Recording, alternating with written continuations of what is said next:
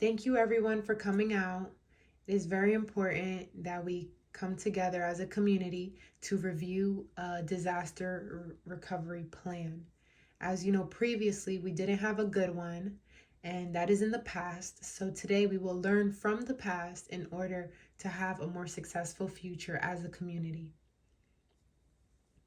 My name is Rebecca Liptak, and I am happy to be a collaborating community member with you guys. Now, what is a disaster? A disaster is a development of a natural disaster, technical mishap, or human-caused incident that results in a significant property loss, fatalities, or many injured. Different disasters can arise. Natural disasters includes hurricanes, tornadoes, and earthquakes. Man-made disasters includes explosions, chemical, biological weapons, and civil unrest. There are many different examples of disasters that can happen. The recovery phase begins immediately during the crisis. Rehabilitation requires a plan that can be sustained throughout the crisis, encompassing the time preceding, amid, and after the expected incident. The government assists through the Federal Emergency Management Agency, or FEMA, to aid in all aspects of disaster. Contingency planning focuses on restoring all aspects of the disaster that has impacted. It is imperative to have a direct, functional, simple, step-oriented recovery strategy in place. This plan must encourage resolutions and not contribute to further development of issues. The crisis recovery process is essential because it allows for the revival and restoration of the afflicted population. The recovery begins immediately. It should have a timeline of about 30 days, but it can last up to a year, or in some occasions even longer, to recover all aspects affected and follow up with patients' continuum of care. For Villa Health, the contaminated water lasted for months, and patients who suffered severe injuries needed continuing care after the immediate response.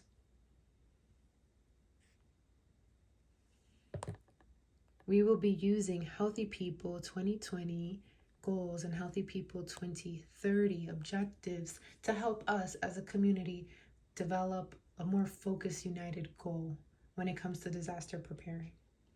Healthy People has objectives for all to aspire to meet regarding emergency preparations. Healthy People 2020's goals is to reduce the time of emergency response activation and reporting to the public. Increasing emergency preparedness in the role of school districts and child care providers, among everyone else, as well as including the provision of mental health services and evacuation plans for these facilities as well. Healthy People 2020 also wants to increase the involvement of individuals and families with plans of care, transportation, training like CPR or AED, evacuation, and enhancing state protocols for mass casualties, triaging, and state regulations related to child care providers, as well as everyone else, but they were really focusing on schools. We can do that as well. Healthy People 2030 has reduced the number of objectives to prioritize the focus on more pressing issues. Healthy People 2030 focuses on preparing individuals, communities, and facilities for emergencies by ensuring that planning, training, and evacuation plans are in place. It involves having bystanders prepared to treat medical emergencies through CPR training, increasing communication through media, and increasing the number of people who can contribute to resources like donating blood.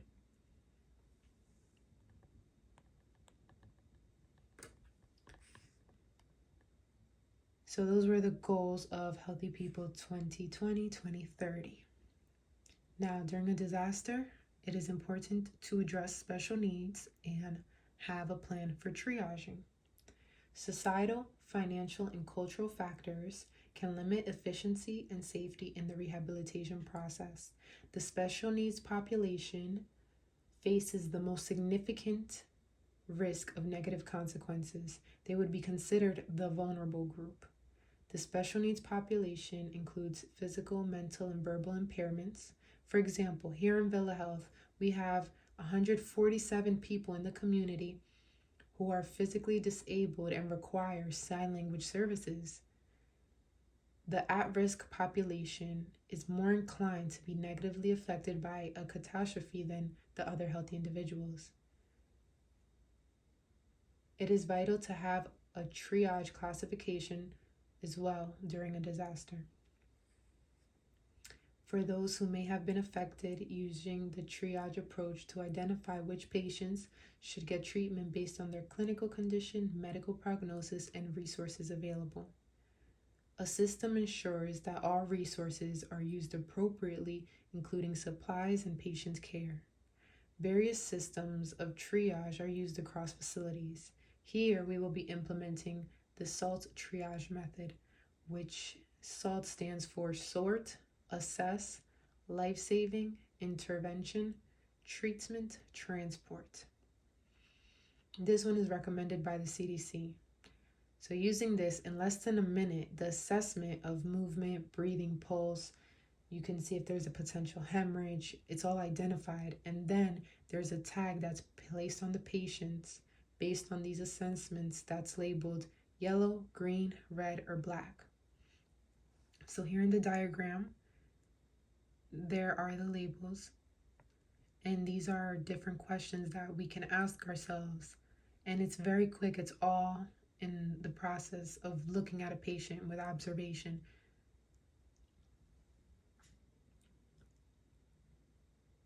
For example, if someone is not alert and has no pulse, they would get a black tag because of the low probability that the treatment would save them.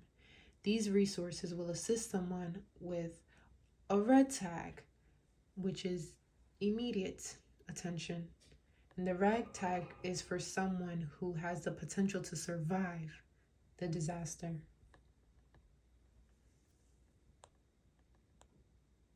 We will also be using the Map It tool. Healthy People 2020 provides multiple resources, including the Map It framework. Map It stands for Mobilize, Assess, Plan, Implement, and Track. Here is an image that summarizes what it comprises.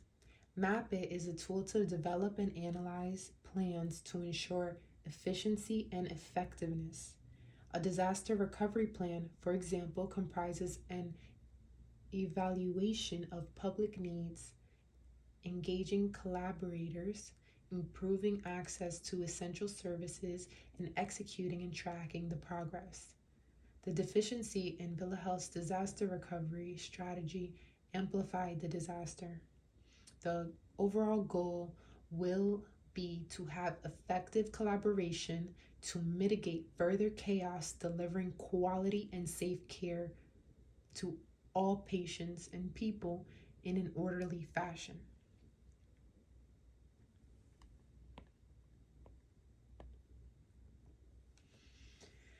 The Villa Health community is at a very high risk of tornadoes at the moment, so preparing is crucial. Evaluating everything that negatively impacted the last disaster is necessary to prepare adequately for this potential one. Valley City has a derailment of oil tanker train. It caused an explosion, fire, and water contamination. There were many injured and lives were lost. There needed to be an updated plan. There was little collaboration among the healthcare providers and the authorities. The lack of a plan and prior preparation caused chaos during the event, which affected the care that was offered. It also affected for months after because of the lasting effects, for example, the water contamination. The fire department was not prepared with a plan to stop the progression of the water supply proactively. This should have been done way sooner. The police department and the fire department were not communicating with each other, nor did they had a plan, nor did they had clear communication. Many issues within the hospital lacked structure. The pre-existing plan was not an actual plan, but just random memos that no one really understood. There needed to be more inventory, and the supplies present were not used efficiently.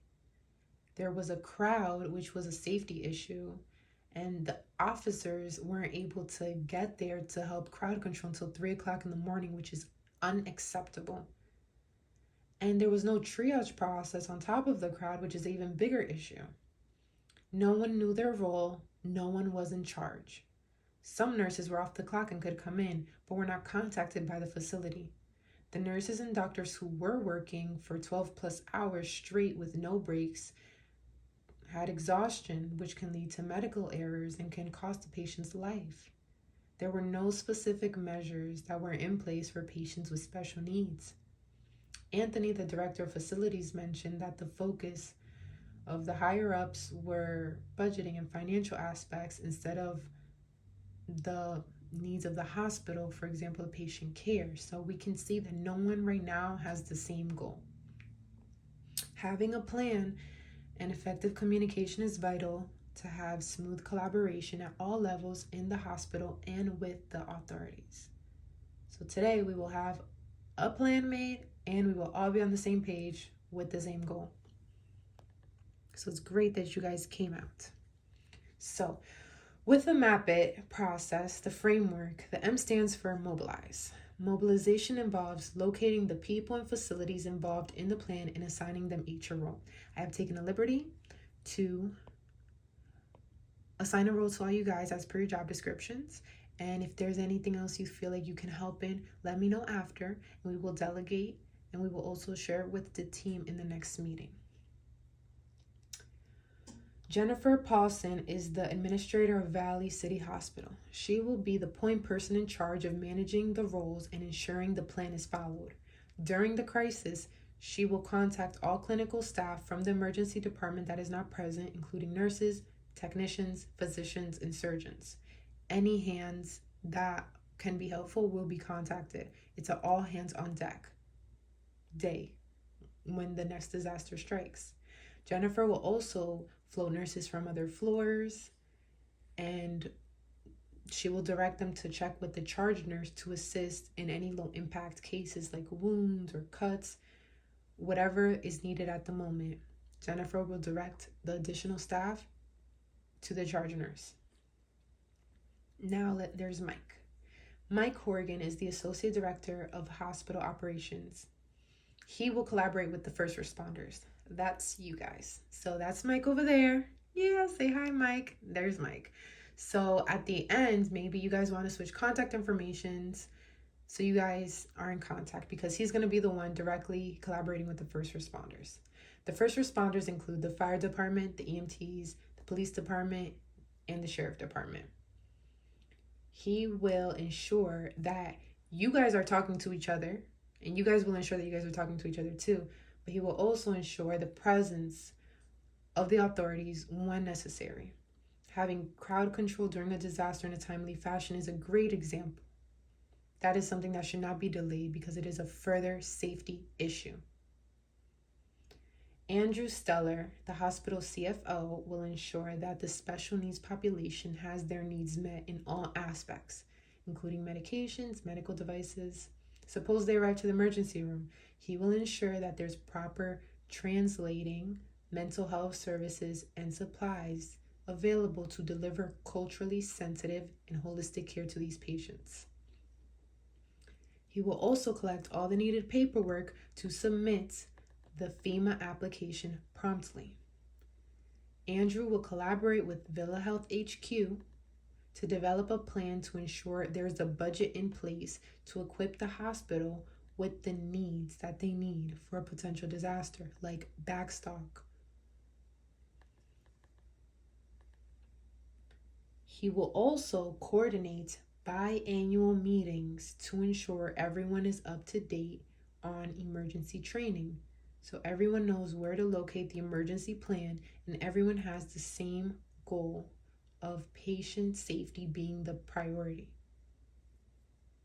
Anthony Martinez is the director of facilities, who will oversee having backstock supplies ready for a disaster and taking inventory of all the supplies during the disaster crisis.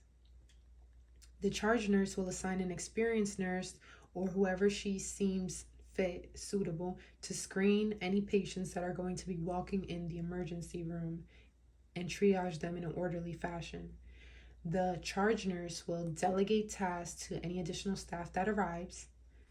To maintain quality care, the charge nurse will supervise and ensure that the clinical team is relieved, even if it's just a brief 10-minute breaks. But relief is necessary for our clinicians to deliver safe patient care. A collaborative approach will undoubtedly be required, since the community will require support from the state and authorities, since catastrophes, injuries, and death require exceeding demands. Now comes the assess portion. The assess element involves identifying what is available and missing and collaborating to meet these needs effectively and realistically. The roles and their descriptions have been identified already. We just went over them. Now we will identify any missing gaps that were not stated in the mobilization portion. The collaborating facilities and the hospital lacked leadership, communication, effective collaboration in a timely fashion, structure, a clear, written, accessible plan of instructions. No one had the same goal within the levels of the hospital or with the collaborating facilities. There needed to be management and inventory of supplies. There was no attention to the evacuation and accommodation of the special needs population. There needed to be communication to improve staffing and to ensure that the clinicians working were provided adequate relief. It is necessary to schedule, practice evacuations, and have mandatory training like CPR training. Contact tracing is essential for the special needs population as well. It's important for us to keep this in mind. This includes the homeless, the displaced, elderly, migrant workers, and those with visual, audio, and physical impairments. The protocols require notifying, interviewing, and advising all patients. That will be the last thing we will go over in tracking. But the chronically ill people need more. They need medication. They need energy to run medical devices like oxygen tanks. Many people who are uninsured are also at risk to be more vulnerable to illness. Having a plan that is clearly communicated with everyone, but especially this population, about relocation and evacuation is urgent before disaster strikes.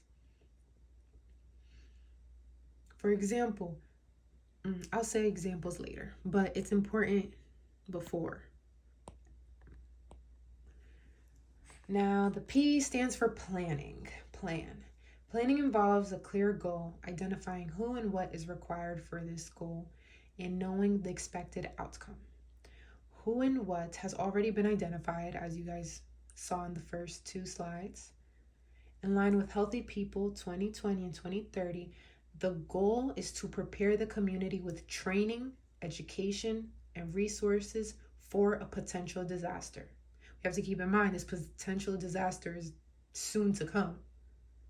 Preparation of resources, transparent communication, and clear roles with steps of all collaborating parties will ensure success in a disaster. It is important to familiarize everyone with the steps so everyone can understand where everything is. This will aid in creating an environment of calm amid the crisis. Practicing evacuation will help everyone, especially the vulnerable people, the special population. This will aid in enhancing the effectiveness of everyone's role during a disaster. If we practice it as a community, and the people who have certain restrictions are able to practice evacuating when it's time, there is going to be no need for panic, because they've been through it before and they know the process. So it's very important for us as a community to encourage practicing and hold emergency drills, so when this happens, if it's needed, everyone knows what they're going to do, how they're going to do it, and they won't panic. Familiarity and practice, I feel like, is very, very important. Promoting all in the community to donate blood, to attend CPR training will oblige resources during a disaster as well. The long-term goal is to have a controlled, collaborative environment that gives safe patient care and avoids furthering any calamities. Having fundraisers and opening the hospital up for donations of all items, including non-perishable food, medical equipment, any kind of wound equipment, bandages, it can help increase the hospital's resources despite the lack of funding. These ideas need to be implemented and promoted so we can put these resources in place until the help from FEMA is approved. It can hold us over. Being properly prepared will reduce the time needed to activate the emergency response and duties needed to be done in a timely manner. The implement factor comprises carrying out the plan and assessing if it is being accomplished. Having a point person, Jennifer, to manage and ensure everything is flowing is crucial. In the assigned roles, Jennifer holds this position. It is also required assessing the progress that can be made in the present moment. Implementation process. Here we go. So as we're going, we assess what's missing, what are the needs, and that's what Jennifer is going to be doing. With communication and collaboration from all of us, we will be reporting back to the point person, Jennifer, and that way she can determine what roles are being fulfilled and what is missing. The immediate recovery and use of resources are important. It is essential for Jennifer to follow up also with Andrew to ensure that all the required documentation and information he needs to submit for the FEMA application is done in a timely manner. They give us 60 days to submit it, but we will not be waiting the 60 days. In this plan, there's going to be a 2-week deadline, and that's if we even need the 2 weeks. After we have everything we need, the application is going to be sent. So Jennifer, you are in charge of following up with Mr. Andrew to make sure that gets done. FEMA will be a significant contributor in assisting with financing and community resources to recover from the disaster. It's important to have a timeline to check in with the community and follow up with everyone every month as well, if not sooner, until the disaster's effects are resolved. This includes aspects of resources for patients and the continuum of care of any injuries. We saw that in the last disaster, there were patients who had injuries and no one followed up with them, not medically, not in any kind of way. So it's important for us to follow up with our patients. We're going to have check-ins on a monthly basis for everyone until everyone is to the state they were before the disaster, in the healthiest state possible. Track. The tracking factor evaluates the data to see the progress and identify what needs to be adjusted and improved. There will be designated teams who will go out onto the community, and in an organized fashion, they will use maps, they will visit each zone, assess damage, and provide help where is needed. They will all carefully document what's missing, what's needed, what happened, report back to the command center to ensure everything is being tracked and no locations are missed. Communication with the town and municipalities and the utility companies is also going to be a collaboration that's needed in order to expedite restoring power and clean water. Communication technology using media, TV, radio, it's going to help keep the town informed of what's going on, what's essential before, during the disaster. But communication with the public is vital weeks prior to an expected disaster to ensure preparation. During a disaster, technology may fail us. Promoting safety measures and education in advance now to promote safety during a crisis is vital. If we teach the community what they can do and they feel prepared and they know, even if there's no communication because we're not able to contact them, they're going to follow safety measures and not put themselves in a bad situation because they don't know any better. So it's our job to get the message out and to promote safety measures now because we do have an anticipated tornado coming. We see that contact tracing begins contacting the individual. Here's a perfect example when COVID-19 happened a few years ago in Villa Health community. The contact tracing begins contacting individuals and enforcing recommended specifics to the crisis. So COVID-19 was one thing. We're talking about a tornado. So we will reach out to the community and advise as per what's going on, which would be the tornado.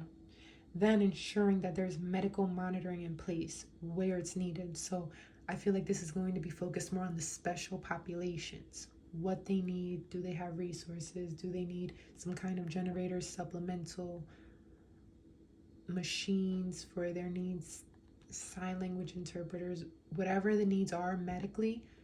We are also going to be ensuring that certain monitoring is in place where needed and giving appropriate instructions. So these instructions are going to be pretty much the same overall, but we're going to adapt it to the specific needs of each family. Based on the community's needs and proper documentation to track information, the goals and needs will be adjusted along the way. It is mandatory to have a plan, communication, and organized collaboration for the safety of the people and the town. Committing and following through with your individual roles is essential. Putting a plan in place will prevent the escalation of chaos and ensure all the community citizens' needs are being met during the disaster. Here are my references. I thank you guys all so much for coming out today. It really means a lot. Please take a booklet of the plan that is at the table, and we will also be meeting again next week to have an updated meeting of the needs that are going to be required as we advance this process. If you have any questions, feel free to let me know. I'll be lingering around for the next 20 minutes. Have a wonderful day, and let's continue to aim for greatness and collaborating effectively.